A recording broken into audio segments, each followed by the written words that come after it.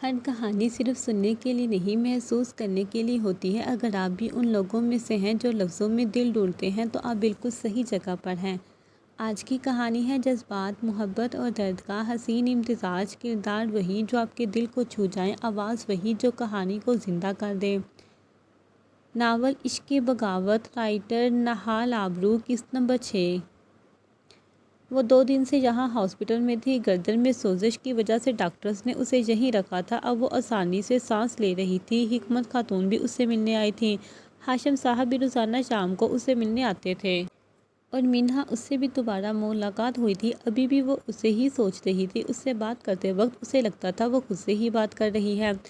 الجھن بات کو مشکل بنا دیتی ہے، یہ فلسفہ اس کی عکاسی کرتا تھا۔ مطلب وہ لڑکی بھی ایک الجھن ہے۔ وہ اپنی دادی کی بات یاد کرتی مسکرائی تھی جب دروازہ کھلنے کی آواز نے اس کی توجہ زائل کر دی۔ پھول مسکراہٹ کا سبب بنتے ہیں، ہاشم صاحب کہتے ہیں۔ مینہا سفید ٹیپولیز اس کے پاس موجود دراز میں رکھتی بولی، جس چیز کی قیمت لگا دی جائے وہ مسکراہٹ دے سکتی ہے۔ نور نے ایک بار بھی پھولوں کو نہیں دیکھا۔ ہم ہی قیمت لگا کر اعتراض کریں، یہ ناانصافی نہیں۔ مینہا یہ جواب اس کے سوال کا دیا تھا، مگر نظریں کچھ اور کہہ رہی تھیں۔ نہیں، ناانصافی نہیں، بے وفائی ہے۔ نور اب بیٹھ گئی تھی۔ قیمت ادا کرنا مجبوری ہے۔ مینہا اس کے سامنے بیٹھی۔ کیا احساس کی قیمت ہے کوئی؟ سوچو، میں تمہاری ہر حاضری کی قیمت ادا کر سکتی ہوں۔ نور کا لہجہ پر اعتماد تھا اور مینہا کی نظریں بے چین۔ میں نے قیمت نہیں مانگی۔ مینہا بھی اس کے پاس سکون کے لیے آتی تھی۔ ایسے ہی ہیں ہم، قیمتی چیز کو بغیر قیمت چاہتے ہیں اور بے مول کا مول لگا کر اسے قیمتی بھی نہیں رہنے دیتے۔ نور اب وہ آئس کریم کھا رہی تھی جو مینہا اس کے لیے لائی تھی۔ میں نے امی کی ڈائری میں پڑھا تھا، احساس بے مول ہے۔ مینہا نے اپنی ماں کا ذکر کیا تو نور کی آنکھیں بھی بھیگ گئیں۔ ہاں، اب وہی تو قابل فروخت ہے، نور تو کہہ گئی، مگر مینہا سب اسے گھور رہی تھی۔ چلو پھر کر لینا خرید و فروخت، آج ڈسچارج ہو رہی ہو۔ یہ مینہا اس کے پاس بیڈ پر آ بیٹھی۔ ہاشم صاحب نے پولیس کیس نہیں بننے دیا جیسا تم چاہتی تھی، وہ مزید بتا رہی تھی۔ میں شکر گزار ہوں، نور نے اتنا کہنا ہی مناسب سمجھا۔ کیا تم اسے سزا نہیں دینا چاہتی؟ اس کی غلطی کی سزا دیتے اس کے کئی سال کی محنت بھی مار دی میں نے۔ یہ ایک اور کارروائی نہیں؟ نور بہت انداز میں اس دنیا کا المیہ کہہ گئی تھی۔ صحیح کہا، مگر کچھ غلطیاں محنت ایمان بھی کھا جاتی، ان کا کیا؟ مینہا کی سوچ اپنی ذات پر رکی۔ ایمان؟ وہ رب اور بندے کا معاملہ ہے، آپس میں حل کر لیں گے، نور نے ہاتھ میں ٹیشو لیتے جواب دیا۔ مگر رب سے پہلے بندے سزا دیتے ہیں۔ مینہا سر جھکا گئی اور اس کی بات نور بخوبی سمجھ گئی۔ وہ بندوں کی تعین کردہ سزا ہی تو کاٹ رہی تھی۔ کیا ہوا؟ نور کی خاموشی اسے پریشان کر گئی۔ سوچ رہی ہوں، تمہاری بات میں وزن ہے۔ نور نے بیڈ سے اٹھنے کی کوشش کی تو مینہا نے مسکراتے ہوئے ہاتھ تھاما۔ جانے کی جلدی ہے، وہ سہارا دیتی بولی اور نور نے محض سر ہلا کر جواب دیا۔ تم روزانہ یہاں آنا مرتے دم تک یاد رہے گا، نور نے اس کا ہاتھ پکڑتے ہلکی آواز میں کہا تو وہ پھر مسکرا دی۔ مرتے وقت عشق یاد آتا ہے انسان کو، اور اگر نصیب ہو تو کلمہ، مینہا نے جواب دیا تو نہ جانے کیوں ایک صورت نور کو اپنے سامنے دکھائی دی اور لب خود ہی سمٹ گئے۔ عشق نہ صحیح، مگر کچھ ضرور ہے تمہارے پاس۔ مینہا اسے منہ پھیرتا دیکھ کر ٹوک گئی۔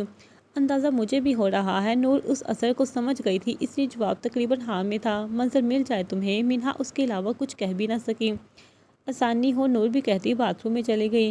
مینہا نے اس کا وہی انتظار کا سوچا، مگر دروازے پر دستک اسے محتاط کر گئی۔ لمحہ بھی ضائع کیے بغیر پھول کی ٹوکری سے چھری اٹھاتی وہ کھڑی ہوئی۔ ہاشم صاحب ابھی واپس لوٹے تھے تو ان کا واپس آنا ممکن نہیں تھا۔ حکمت خاتون بھی نہیں آ سکتی تھی، اور ان لوگوں کے خلاف نور کو ابھی تک کوئی ملنے نہیں آیا۔ وہ ڈر گئی تھی کہیں یہ نور کے لیے نہ ہو، اور اگر نور کے لیے نہیں تو اتنی دیر مسلسل ریکارڈز میں آنے کی وجہ سے کسی نے اسے نہ ڈھونڈ لیا ہو۔ پچھلے 4 سال اس نے بے حد کوشش کی کہ نہ وہ تو کسی ریکارڈ کا حصہ بنے اور نہ ہی کسی ڈاکومنٹ کا، تو اس میں کامیاب بھی ہو جائے، مگر یہاں ہاسپٹل کی میڈیکیشن سے لے کر پولیس سٹیٹمنٹ تک اسے اپنا نام لکھوانا پڑا تھا۔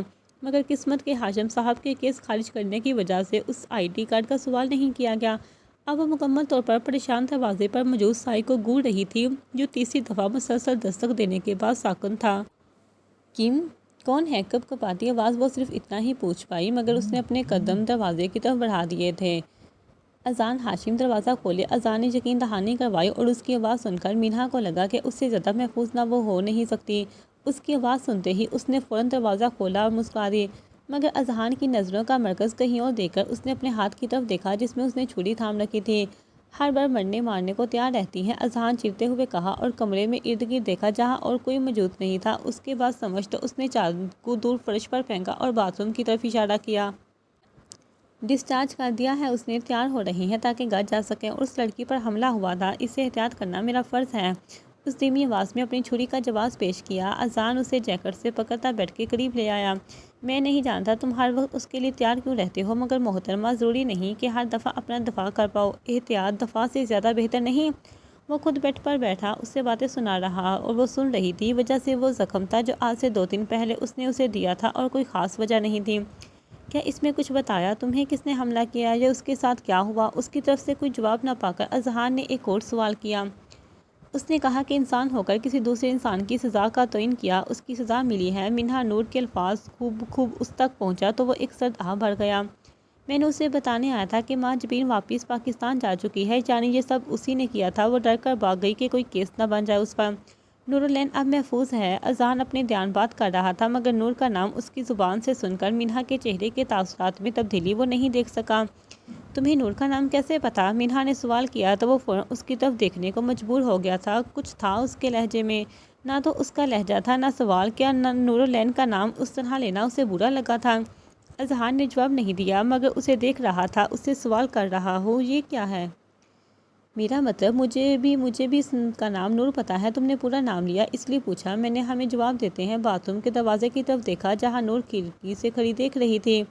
اذان ہاشم۔ نور نے بیڈ پر بیٹھے اس مرد کو پہچان کر اس کا نام دہرایا تو منہا پہلے سے زیادہ بے چین ہو گئی۔ وہ دونوں ایک دوسرے کو جانتے تھے، یہ بات تو واضح ہے، مگر وہ خود نہیں سمجھ پائی کہ اسے برا کیوں لگ رہا ہے۔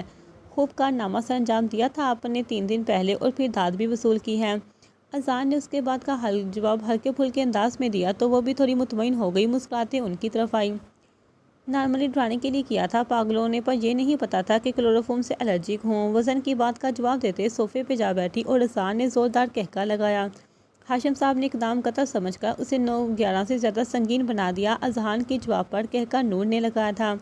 یہ جو عاشق ہوتے ہیں یہ ہر چیز میں شدت اولین ترجیح دیتے ہیں، محبت کریں تب بھی، نفرت کریں تب بھی، دوستوں میں بھی شدید اور دشمنی میں تو شدت واجب ہے۔ نور نے ہاشم صاحب کا حوالہ دیا تو اذان نے بھی ہاں میں سر ہلایا۔ میں نے آج پچھلے کچھ لمحے خاموش تھی، نور کے ساتھ جا بیٹھی۔ اب آگے کا ارادہ تمہارا؟ اذان نے سوال نور سے کیا، مگر دیکھ وہ منہا کو رہا تھا۔ ابھی میں کسی بھی قسم کے ارادے سے آزاد ہوں، نور نے جواب دیا تو پہلے منہا نے اسے اور پھر اذان کو دیکھا جو اسے ہی دیکھ رہا تھا۔ چلو تمہاری مرضی۔ ماں جبین چلی گئی پاکستان، واپس نے ہماری مدد کی تھی، اور میں تمہارے جوکرز میں نے کر دیا حساب برابر، اللہ حافظ۔ اذان بات ختم کرتے اچانک کھڑا ہوا تو منہا مسکرا دی۔ لوگوں کی مسکراہٹ قابل فہم ہوتی ہے، مگر آج تک میں تمہاری مسکراہٹ کی وجہ نہیں سمجھ پایا، کیا ہے اس مسکراہٹ میں ایسا؟ وہ اس کی مسکراہٹ کو جانتا محض سوچ ہی سکا، مگر اس کی نظروں کے تپش منہا نے اپنے چہرے پر محسوس کی، اور نور نے اس کی نظروں کا مرکز خدا حافظ کہنے کے بعد زیادہ تر رکنے والے نہ جانے کا ارادہ رکھتا ہے۔ نور اس کی نظروں اور اس کے کپکپاتے ہاتھوں کو دیکھ کر بولی تھی، خدا حافظ دعا ہے جانے کے لیے نہیں دی جاتی۔ وہ کہتا باہر نکل گیا۔ عجیب ہے یہ انسان، مجھے سمجھ نہیں آتی، منہا نے اسے اچانک جاتا دیکھ کر کہا تو نور نے کوٹ پہنتے اس کی طرف دیکھا۔ اب یہ نہ کہو سمجھ آتی تو تم سمجھنا نہیں چاہتی۔ نور بھی کمرے سے باہر چلی گئی۔ منہا نے بیگ اٹھایا، اس کے پیچھے بھاگی۔ یمان ابھی بھی کسی سے رابطہ نہیں کر رہا تھا، وہ نہیں چاہتا تھا کہ جہاں کسی کو پتہ چلے سائفر جہاں ہے۔ خیام اس لڑکی کو ڈھونڈ رہا تھا اور وہ یہاں کے نیٹ ورک کو۔ وہ وائن گونٹ گونٹ نکلتا فائل پڑھ رہا تھا، اس کی آنکھ سرخ تھی اور غصہ اس کی حواس پر سوار تھا۔ کچھ فائل میں خاص نہیں تھا، مطلب اس کی توجہ کا کوئی دائرہ نہیں۔ وہ فائل پٹکتا صوفے پر سر ٹکا گیا۔ اسی لمحے دروازے پر دستک ہوئی اور وہ اندر داخل ہوا۔ باس احمد نے اسے آنکھیں بند کیے دیکھ کر پکارا۔ میں سن رہا ہوں، لہجہ نرم مگر آواز گہری کہ کسی کی بھی جان لے لے۔ جوزف آج ترکی لینڈ ہوا ہے، 7-12 لوگ ہیں۔ وہ احمد کی معلومات پر مسکرایا اور اس کی طرف دیکھا۔ اتنا آسان نہیں یہ جاننا کہ میں یہاں ہوں، کیا ایسا نہیں ہے؟ وہ بہت اعتماد سے سوال کر رہا تھا۔ ایسا ہی ہے، اور شپ کی پولیس کے پاس جانے کے بعد تو سب کو یقین ہو گیا کہ آپ پیرس میں ہی ہیں۔ احمد بھی مسکرایا تھا اور اس کا مسکرانا یمان کے لیے حیران کن تھا۔ تو تمہیں اس کے آنے کی وجہ بھی جانتے ہو؟ یمان اپنے ہر آدمی کے انداز سے واقف تھا کہ اس کے آنے کی وجہ پتا ہے۔ خیام بھی داخل ہوتا احمد کی موجودگی پر حیران ہوا۔ احمد بیٹھو، یمان نے اشارہ کیا اور خیام کو دیکھا جو احمد کو سننا چاہ رہا تھا۔ مارک جوزف کا سایہ، وہ کوئی سال سے ایک لڑکی کو ڈھونڈ رہا ہے، وہ یہاں ہے، اس وجہ سے سب یہاں ہیں، احمد نے بتا کر خیام کو دیکھا۔ اتنے سال وہ اگر ایک لڑکی کے پیچھے ہے تو کوئی عام نہیں ہوگی۔ خیام اسے اچھے سے جانتا تھا، وہ اس لڑکی سے شادی کرنا چاہتا ہے اس کی مرضی سے۔ احمد کا اگلا جملہ خیام کو حیران پریشان کر گیا۔ جبکہ یمان کی جانب سے ایک فلک شگاف کہکا برآمد ہوا۔ وہ کھل کر ہنس رہا تھا۔ خیام جو حیران تھا بات سمجھ کر ہنسنے لگا۔ کیا ہوا؟ احمد کو اس رد عمل کی توقع نہیں تھی۔ کیا یہ سچ ہے؟ یمان نے تھوڑا ٹھہر کر پوچھا۔ ہاں نا باس، وہ اس لڑکی کے پیچھے ہے، احمد نے اپنی بات پر زور دیتے ہوئے بولا۔ ہی فیل ان لو، تو جوزف ایک لڑکی کے پیچھے ہے؟ خیام اس سے پوچھ رہا تھا۔ جہاں تک مجھے پتہ چلا وہ اس کی منگیتر تھی، اس کی بہن کی ستیلی بیٹی۔ پتہ نہیں کیا ہوا، اپنے باپ کی موت کے بعد گھر سے بھاگ گئی اور اب تک جوزف کو اپنے پیچھے بھگا رہی ہے۔ احمد نے قصہ سمیٹا۔ اگر وہ اس لڑکی کے لیے یہاں آیا ہے اور کئی سال سے اس کے پیچھے ہے تو وہ بہت اہم ہے، خیام نے یمان سے کہا۔ تو یمان نے احمد کو دیکھا۔ کوئی معلومات؟ یمان نے اس لڑکی کے بارے میں پوچھا۔ نہیں، ہمیں پتہ کرنا پڑے گا۔ احمد اپنے باس کا ارادہ سمجھ گیا۔ مجھے وہ لڑکی چاہیے۔ جوزف سے پہلے وہ آرڈر دیتا تیز نظروں سے خیام کو دیکھا۔ اوکے باس، احمد جیسے حکم کے انتظار میں تھا اٹھا اور باہر نکل گیا۔ ایک لڑکی کے لیے یہاں آنا اتنا سیدھا نہیں سب، یمان نے اپنا اندازہ ظاہر کیا۔ وہ اس سے obsessive ہے، اس کی فطرت میں ہے، وہ کسی چیز کی خواہش میں آخری حد تک جا سکتا ہے۔ خیام اب اپنے لیے وائن گلاس تیار کر رہا تھا۔ دیکھتے ہیں، یمان اب اس بات سے اچانک بیزار ہو گیا تھا۔ کچھ پوچھنا چاہتے ہو؟ خیام اس بیداری کی وجہ سمجھ گیا۔ وہ لڑکی بچ گئی؟ یمان کے اچانک سوال پر خیام نے اسے دیکھا۔ ہاں، آج گھر چلی گئی۔ خیام نے اس کی سوچ کا اندازہ لگانے کے لیے اسے فوراً بتایا۔ صحیح، کیا ہوا؟ یمان نے خیام کو اپنی طرف دیکھتا پا کر اس نے پوچھا تو خیام بھی مسکرایا۔ تم پہلی بار لڑکی کی بات کرو گے تو میں تو دیکھوں گا۔ خیام بھی اب نشے میں تھا۔ میں صرف ایک نشہ افورڈ کر سکتا ہوں اور وہ میرے ہاتھ میں ہے۔ یمان نے بات ختم کر دی تو اس نے افسوس سے سر ہلایا۔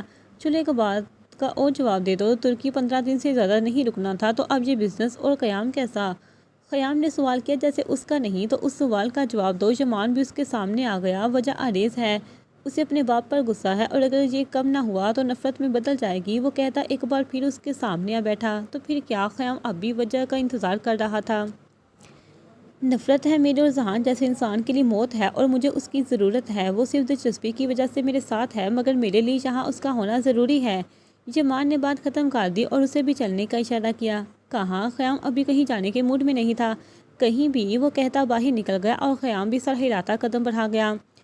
نور حیرت سے مسز حکمت کو دیکھ رہی تھی جب اس اپنی نگرانی میں کھانا کھلانے کے بعد اب برتن سمیٹ رہی تھی۔ اسے گھر آئے چند گھنٹے ہی ہوئے تھے۔ اس دوران مسز حکمت اس کی فکر کرتے ہوئے 2 بار کھانا کھلا چکی تھی اور 3 گلاس دودھ بھی پلا چکی تھی۔ نور اس طرح کی محبت کی عادی نہیں تھی۔ اگر کہا جائے کہ ماں کی محبت اس نے نہیں دیکھی تو یہ غلط نہیں ہوگا۔ دادی کی محبت اور ماں کی محبت میں فکر تھا۔ وہ ہمیشہ منہل سے لار اٹھاتا دیکھتی اور ترستی تھی۔ اس کی دادی نے اس کی محبت سے محرومی کو دور کرنا چاہا مگر ماں ماں ہوتی ہے۔ کیا ماں فرق کر سکتی ہے؟ آج اس نے پہلی بار خود سے یہ سوال کیا تھا مگر اس سے آگے نہیں سوچ سکی۔ تم ٹھیک ہو جاؤ پاگل لڑکی، پھر ہم عزیز صاحبہ کے گھر شکریہ ادا کرنے چلیں گے۔ حکمت خاتون کی آواز اسے واپس حال میں لے آئی۔ اس نے انہیں نہ سمجھی میں دیکھا۔ وہ خاتون جس کی بیٹوں نے تمہاری مدد کی، شکریہ ادا کرنا تو بنتا ہے نا؟ منہا تو بار بار تمہارا پتہ کرنے آتی رہی، ہسپتال، اور سارا بھی تو آئی تھی۔ حکمت خاتون نے اسے دیکھتے کہا اور برتن لے دروازے کی طرف بڑھی۔ آپ نے جو کچھ کیا اس کا شکریہ، اس نے بہت احترام سے نظریں جھکا کر کہا۔ او پاگل لڑکی، وہ اس کے شکریہ پر مسکراتی اسے پاگل قرار دیتی باہر چلی گئی۔ نور نے ان کی بات پر اپنی دادی کا جملہ یاد کیا، وہ بھی اسے خدا ہی کہتی ہیں، دادی بھی یہی کہتی ہیں۔ اس نے مسکراتی اپنی فون دراز سے نکالتے کہا جو سارا اس کے بیگ کے ساتھ حکمت خاتون کو دے گئی تھی۔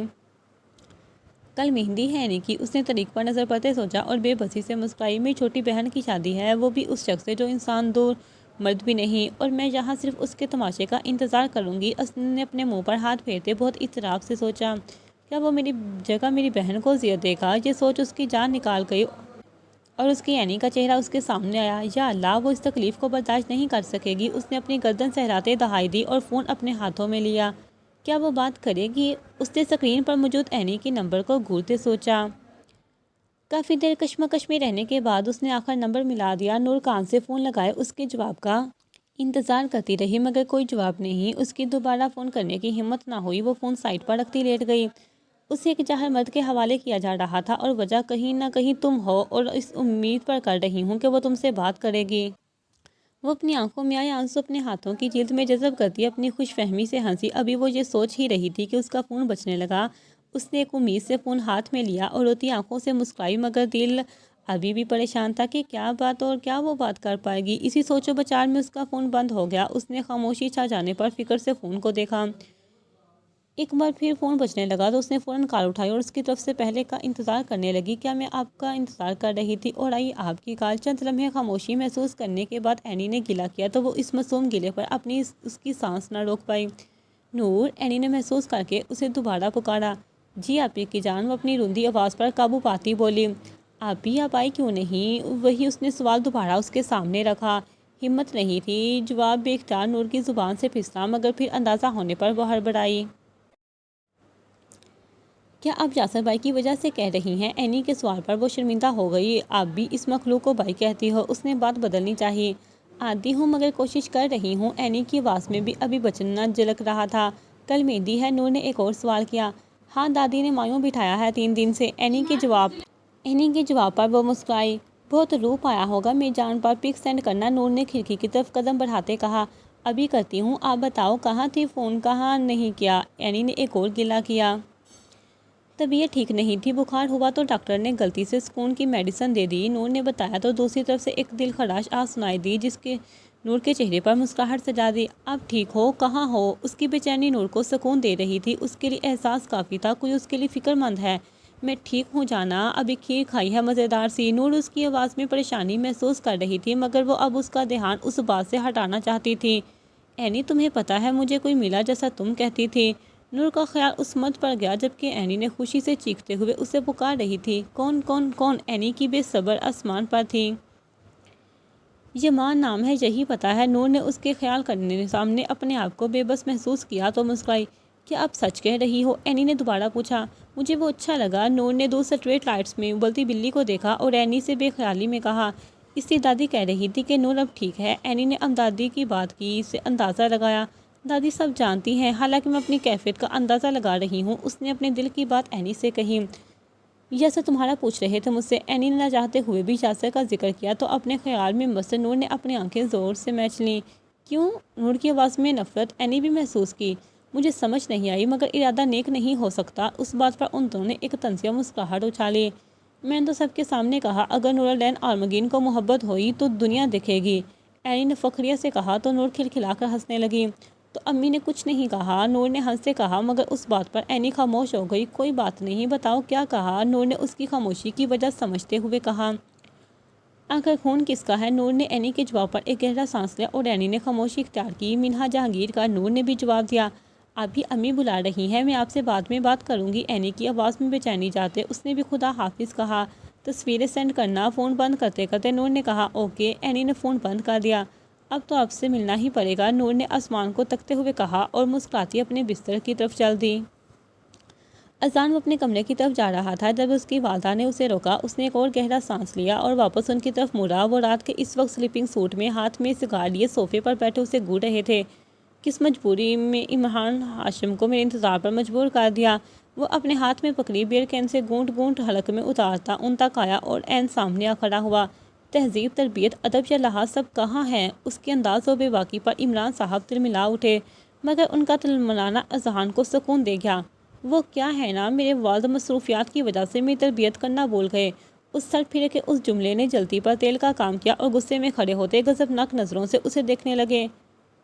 اور تمہارے دادا کی تربیت؟ عمران کی بات میں طنز تھا۔ ان کی تربیت تو تمہارے سامنے ہے اور آپ کی تربیت آپ کے سامنے۔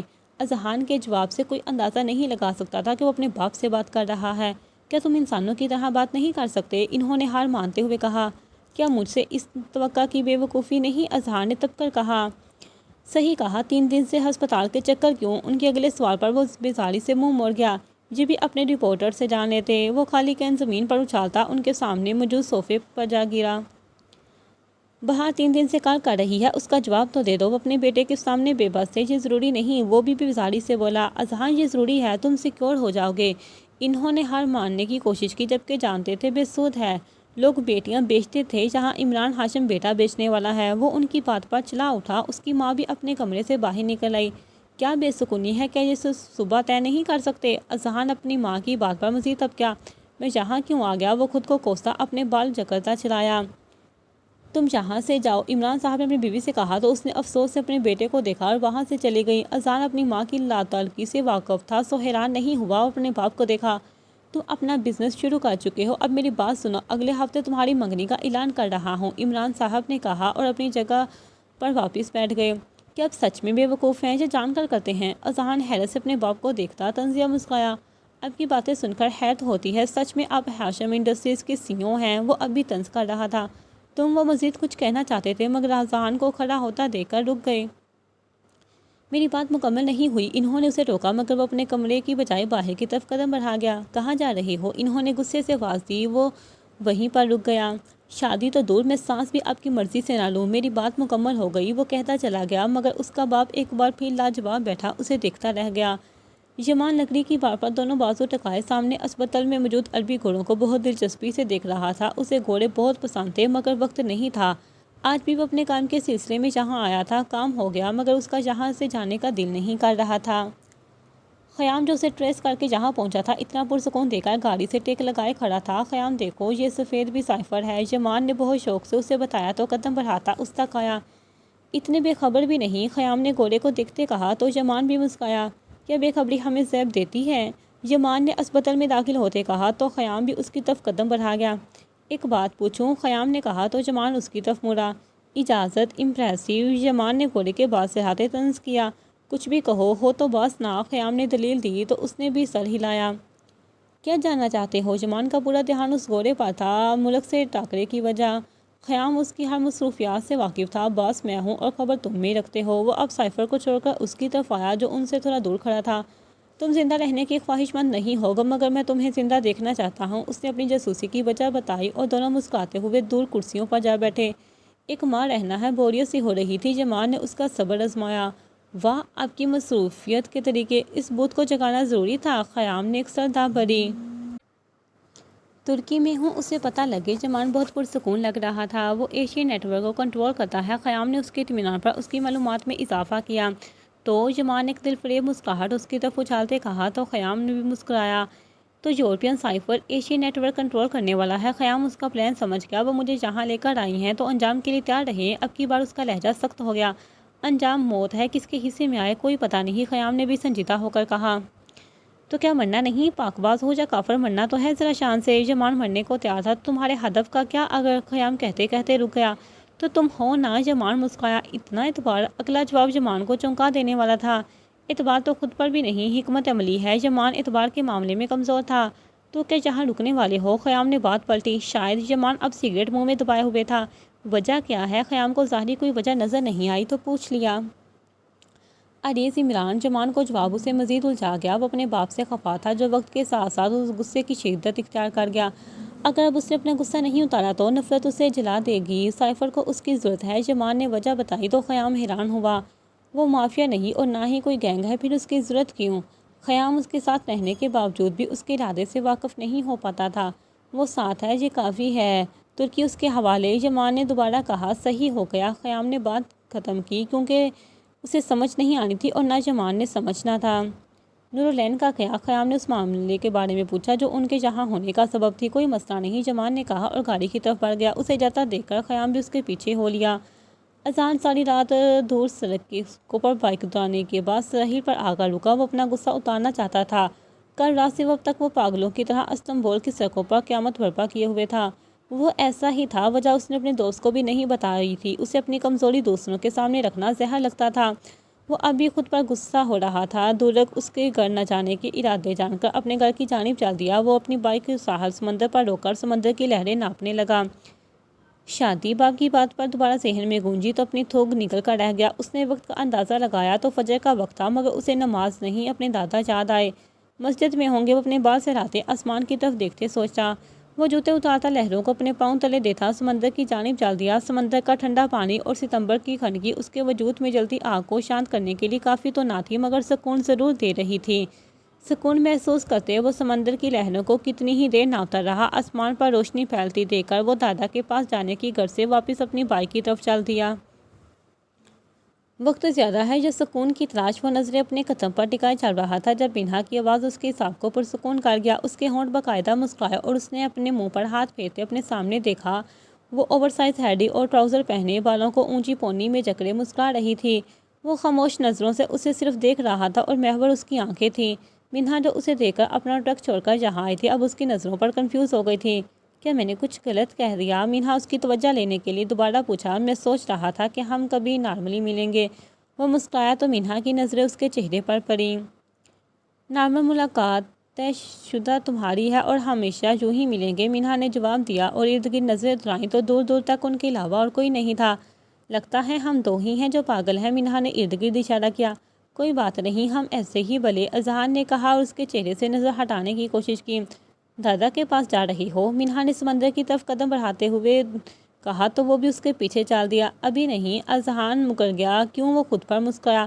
تم بدل گئے ہو، مینہا کی بات پر اس کے قدم رک گئے۔ میں نے ایسا کیا کہہ دیا کہ تم اس طرح الزام لگا گئی ہو؟ اذہان کو اس سے بات کرنا اچھا لگ رہا تھا۔ تم اس دن جنگل میں اور پھر اس رات، مینہا کو سمجھ ہی نہیں آئی کہ کیا کہے۔ پتہ نہیں، اذہان کا جواب بھی ویسا ہی تھا۔ اس وقت وہ پتھروں پر آ کھڑے تھے۔ ایک کام کہوں؟ مینہا کے دل میں نہ جانے کیا آیا، پوچھ بیٹھی۔ تو جواب میں اذہان بھی اس سے سامنے دیکھتا مسکرایا۔ دو بار تمہارا کہے بغیر مدد کی، وہ خطرناک تھا۔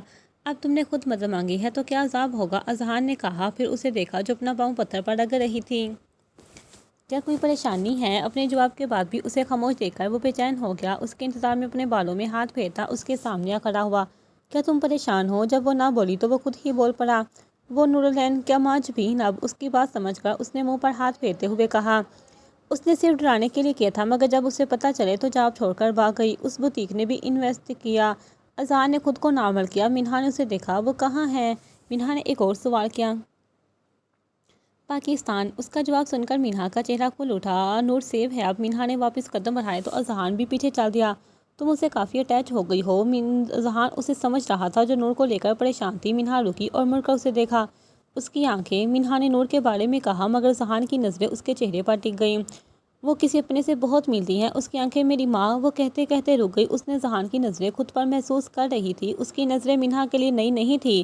وہ مردوں کی نظروں کی عادی تھی مگر نظریں اس کے تکلیف دہ نہیں تھی، مگر وہ پریشان ضرور ہو گئی تھی۔ تمہاری آنکھیں بہت پیاری ہیں۔ اگلا جملہ مینہا کی جان نکال گیا۔ اس کے کانوں میں ایک اور جملہ گونجا اور اس کے حواس اڑانے کے لیے یہ کافی تھا۔ اس نے اپنی مٹھیاں میچی اور اسے گھورا۔ لمحے بھر کی ہی دیر تھی کہ اذہان کو بھی اپنے جملے کی سنجیدگی اور بے باکی کا انداز ہو گیا۔ ویسا نہیں تھا، نہ تو وہ لڑکیوں پر جملے کسنے والوں میں سے تھا اور نہ ہی بے باک جملوں کی تکرار کرتا تھا۔ اسے خود سمجھ نہیں آئی وہ یہ بات کیوں اور کیسے کہہ گیا، مگر وہ مینہا کی مٹھیاں دیکھ چکا تھا۔ اندازہ ہو چکا تھا مینہا کو اس کی یہ بات ہرگز پسند نہیں ہے۔ دادا نے کل یہ کہا۔ اذہان ہاشم جھوٹ کا سہارا لے گیا مگر اس بار بھی اسے سمجھ نہیں آئی اس نے کیوں کیا، مگر وہ صرف یہ نہیں چاہتا تھا کہ مینہا اس کے بارے میں کوئی غلط اندازہ لگائے۔ اور اب تم کہہ رہی ہو کہ تم کسی اور کی آنکھوں کی وجہ سے اس کی مدد کر رہی ہو؟ مطلب میں جانا چاہتا ہوں آنکھوں میں ایسا کیا کہ انسان کو اتنا بے بس کر دے؟ وہ بات کو مکمل مختلف رنگ دے گیا اور اپنی بائک کی طرف بڑھ گیا۔ دادا سے ملنے جا رہی ہیں اب؟ میں نے ابھی بات کو تول دینے کی بجائے بات بدل گئی۔ ہاں، سوچا ان کے ایریا کے قریب ہوں تو ملتا ہی جاؤں، پھر پتہ نہیں کب اٹھوں۔ وہ ہیلمٹ اٹھاتا بائک سیدھی کرتا اس پر بیٹھ گیا۔ میں واقع کے لیے آئی تھی، میں واپس چلوں گی، دادا کو میں نے بھی سلام کہیے گا۔ مینہا نے مسکراتے وہی خوش اخلاقی سے اسے الوداع کہا۔ میں کہہ دوں گا اور تم پریشان نہیں ہونا، نورالعین سیف ہے۔ احسان بھائی اسٹارٹ کر چکا تھا، اس لیے ذرا سخت آواز میں چلایا تاکہ آواز اس تک پہنچ جائے جس سے کہیں قدم چلتی دور سمندر کی طرف چل دی تھی۔ Well, I will let her know when I got it. Anyway, she's only at home for so long that she won't be able to walk. As soon as she thinks she is able to walk, she will go out to find a job. وہ بے دہانی میں دو جاتے اسے English میں جواب دیتی اور پریشان کر گئی تھی۔ اذہان اسے دیکھ رہا تھا، وہ سچ میں قابل تشویش تھی۔ محبت کا حسب و نصب نام کردار پتہ صحت مانی نہیں رکھتا۔ اس نے یہ جملہ اپنے دادا کی ایک کتاب میں پڑھا تھا۔ ہاں نہیں ہوتا، میرے لیے تم مینہا ہو اور کچھ نہیں۔ وہ اتنی آواز میں بولا کہ خود کی آواز سنائی دی۔ میں اعتراف کر رہا ہوں، اس نے خود سے سوال کیا۔ محبت مشکل ہونے والی ہے، مگر جواب سے ڈر کر وہ بائک بھگا گیا۔ کیا تم ٹھیک ہو؟ مسز حکمت نے اس کے گھر کے باہر بیٹھا دیکھا تو وہ اس کے پاس آ گئی۔ میں ٹھیک، اس نے کچھ سوچتے بے دہانی میں جواب دیا، مگر انہیں اسے حیرت دیکھتے پایا تو سمجھ آئی۔ معافی چاہتی ہوں، میں ٹھیک ہوں، اس نے جواب دیا اور مسکرائی۔ میں تمہارے لیے کچھ لاتی ہوں، وہ کہتی مسکرائی۔ نور نے روکنا چاہا مگر وہ جا چکی تھی۔ اس پر اس کے فون نے اس کی توجہ لے لی۔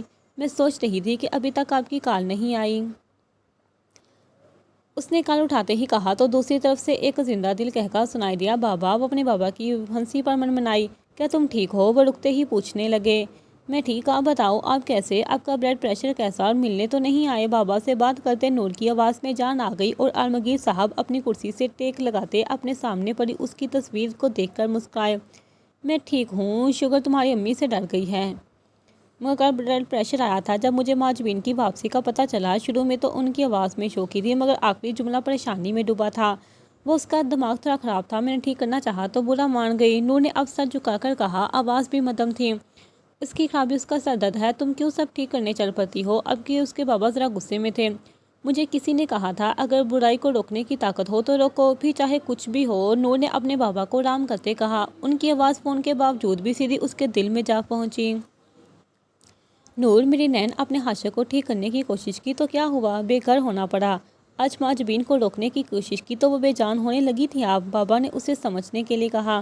کوشش تو کی تھی نا، اس نے اپنے بابا سے کہا تو وہ سرد آہ ہی بڑھ سکے۔ بہادری یہ نہیں کہ آپ بہادر ہیں تو پہاڑ سے کود جائیں، پہاڑ سے زمین پر آئے گئے سیدھا۔ عالمگیر صاحب اب اسے سمجھ رہے تھے۔ نور نے ان کی بات سنتے ارد گرد دیکھا، وہ اس وقت گلی میں بیٹھی تھی بالکل گھر کے سامنے۔ I will be careful for next time, وہ ایک بار پھر منائی تھی۔ میں آپ کی فلائٹ بک کروا رہا ہوں، آپ واپس آ رہی ہیں، بابا نے کہا تو وہ سفٹ آ گئی۔ بابا نہیں، ممکن نہیں، نور نے فوراً انکار کیا۔ اور ایسا کیوں؟ وہ جانتے تھے کہ وہ زبردستی نہیں کر سکتے، اس لیے اسے منانا ہی ہوگا۔ آج رات نکاح ہے نا، کیا میرا وہاں ناممکن ہے؟ نور نے انہیں یاد دلایا، وہ مان گئی۔ اس نے نکاح کے لیے اقرار کر لیا۔ وہ خود اپنی دونوں بیٹیوں کا مجرم مان رہے تھے۔ اس نے اچھا کیا وہ صابر ہے، وہ جانتی ہے کہ اسے کہاں کب اور کیسے صبر کرنا ہے۔ رات بات ہوئی تھی، وہ جانتی تھی کہ عورت شادی نہیں کرتی، وہ کال کوٹری میں جاتی ہے، اس کی ہمت اور عقل اس کوٹری کو جنت بناتی ہے یا دوزخ۔ نور کی آنکھوں سے ایک آنسو گرا اور وہاں اس کے باپ کی آنکھیں بھی بھیگ گئیں۔ اس نے منہر کو بچا لیا، بابا کی آواز سن کر مسکرائی مگر اس کی مسکراہٹ میں چھپا طنز اس کے لیے بابا بھی سمجھ گئے۔ کیا سچ میں اس نے منہر کو بچا لیا، اسے منہر کے لیے قربان کر دیا جیسے مجھے؟ میں نہیں سمجھ سکی، کیا وہ صرف منہر کی ماں ہے؟ اس نے بارہ سے گلہ کیا تو وہ ایک گہرا سانس لے گئے۔ اس کے اس سوال جواب پر وہ کبھی نہیں دے سکے۔ بابا، وہ میری جگہ قربان ہوئی ہے، وہ رو دی، وہ اپنی قسمت کا لکھا پائے گی۔ یاسر اتنا بھی بے حس نہیں، اور ماں کبھی ایسا فیصلہ نہیں لیتے جو اولاد کے لیے تکلیف دہ ہو۔ عالمگیر صاحب اپنی بیوی کی وضاحت دے رہے تھے، میں نے اپنی ماں کو اچھے سے سمجھ لیا ہے تو اس بات کو جانے دیں۔ یاسر بے حس نہیں مان لیا، اور آپ کی بہن، اس کی بھیگی آواز اس کے بابا کو ہر تکلیف بتا گئی۔ وقت مرہم ہے، نور نے اچانک ہاشم صاحب کا کہا جملہ اپنے بابا کو سنایا تو وہ مسکرائے۔ اور وقت بتائے گا کہ آپ کے حق میں کیا بہتر ہے، بابا نے جملہ مکمل کیا۔ انہیں کا خیال رکھنا، نور کے لہجے میں التجا تھی۔ میری نین کا خیال رکھیے گا، عالمگیر صاحب بھی اسی انداز میں بولے تو وہ روتے ہوئے مسکرا دی۔ نین جاب ڈھونڈے گی، ابو نے اگلا ارادہ بتایا تو وہ مسکرائے۔ آنے کو رمتیا نہیں تھی، کوئی مدد؟ عالمگیر نے آفر کی۔ آئے وے مسٹر عالمگیر، اس نے اعتماد سے کہا، اب آپ شادی کا ارینجمنٹ دیکھیں، میں بھی نیکسٹ دیکھوں گی کہ کیا کرنا ہے۔ نور اٹھ کھڑی ہوئی۔ خیال رکھنا، وہ اسے زیادہ کچھ نہیں کہہ سکے، فون بند کر دیا۔ نور بھی چکن تک گئی جہاں مسز حکمت اس کے ٹرے تیار کر رہی تھی۔ میں آ گئی، وہ پیار سے کہتی ان تک ان کی مدد کرنے لگی۔ مسز حکمت نے اسے روکنا چاہا مگر بھیگی پلکیں محسوس کر کے وہ رک گئی اور مصروف کرنا بہتر سمجھا، اور وہ دونوں اسی میں مصروف ہو گئیں۔ گڈ مارننگ مسٹر مارگریٹ، وہ مینشن میں داخل ہوتے مسز مارگریٹ کو دیکھ کر رک گئی۔ Nice to see you, long time no visit, moreover welcome home, اس نے بھی خوش اخلاقی سے جواب دیا۔ تو مارگریٹ مسکرائی، وہ اس کی سوتیلی ماں تھی، اس کی ماں کے ڈیتھ کے 4 سال بعد اس کے باپ اس عورت سے شادی کی تھی، مگر دونوں کا ایک دوسرے کی موجودگی پر کوئی اعتراض نہیں تھا۔ اب تک وہ ایک دوسرے سے لا تعلق رہی تھی، اسی وجہ سے وہ جب بھی ملتی مسکرا کر ہی ملتی۔ ویئر از ڈیڈ، اس نے اپنا بیگ ایک ملازم کو پکڑایا اور پوچھا۔ اپ دا اسٹیئرز ان ہز روم، اس نے بتایا مگر اسے سیڑھیوں کی طرف جاتا دیکھ کر اس کے پیچھے آئی۔ Matilda, there is a dinner at night, you have to join us, اس نے مٹیلڈا کو بتایا تو وہ سر ہلاتی اپنے بابا کے کمرے میں چلی گئی اور وہ ابھی بھی اپنے کام میں مصروف ہو گئی۔ Is he really serious about this girl? She is not this type, Mrs Margaret اسے اس کے پاس کھڑی دوست نے پوچھا جو چکن میں اس کے ساتھ موجود تھی۔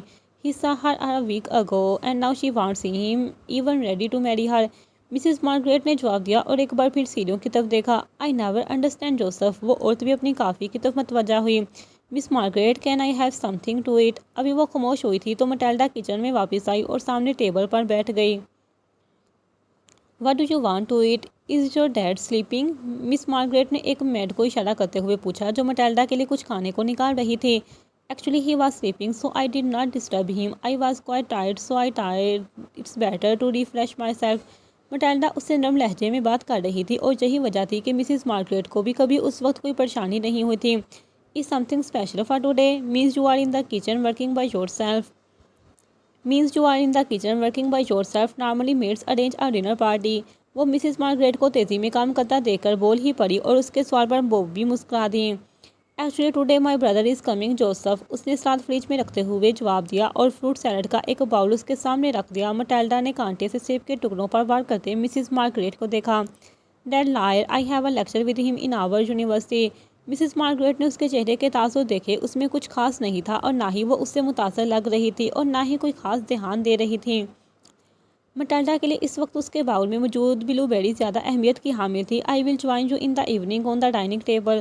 وہ بہت آرام سے اپنے بال کو اٹھاتی، چھوٹے چھوٹے قدم لیتی، اپنے کمرے کی طرف چلتی اور مسز مارگریٹ یہ سوچتی رہ گئی کہ وہ جوزف کے لیے اسے کیسی راضی کریں گی۔